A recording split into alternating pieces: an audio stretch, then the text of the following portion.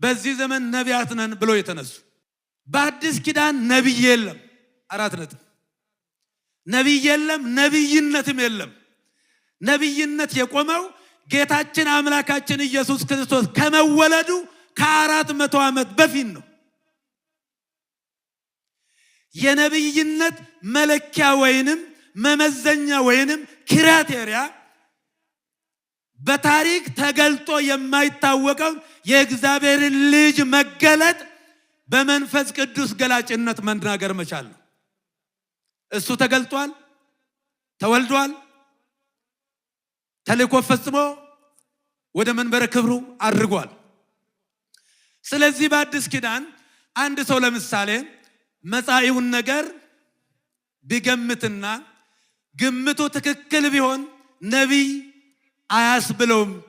ሩቅ አሳቢ፣ አርቆ አሳቢ፣ ጥሩ አእምሮ ያለው ይባላልና እንጂ በሌላ መንገድም በብቃት ደረጃውን ቢሆን በቅድስና ደረጃውን ቢሆን ሰው ወደፊት የሚሆነውን ነገር የሚፈጸመውን ነገር ቢናገር ነቢይ አያስብለውም። ነቢይ አያስብለውም። ነቢይ የሚባለው የአካላዊ ቃልን መገለጥ በመንፈስ ቅዱስ ገላጭነት የተናገረ ብቻ ነው። ሁለተኛ ሐዋርያነት።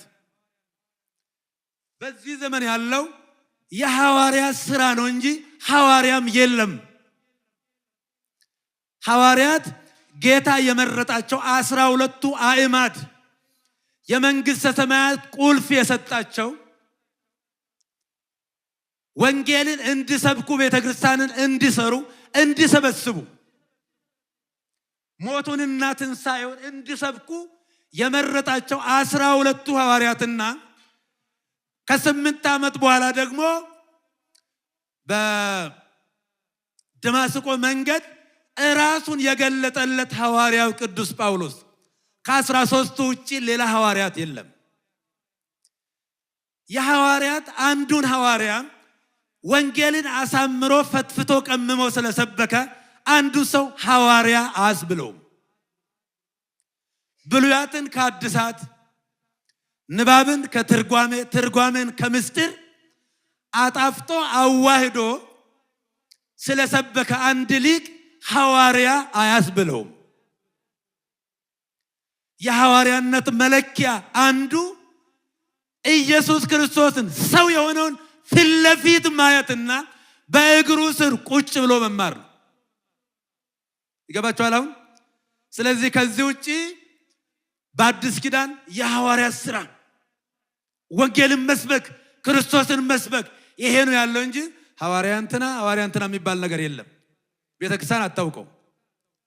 ምክንያቱም 72 አርድእት ነበሩ፣ እነሱን ሐዋርያት አላረጋቸውም።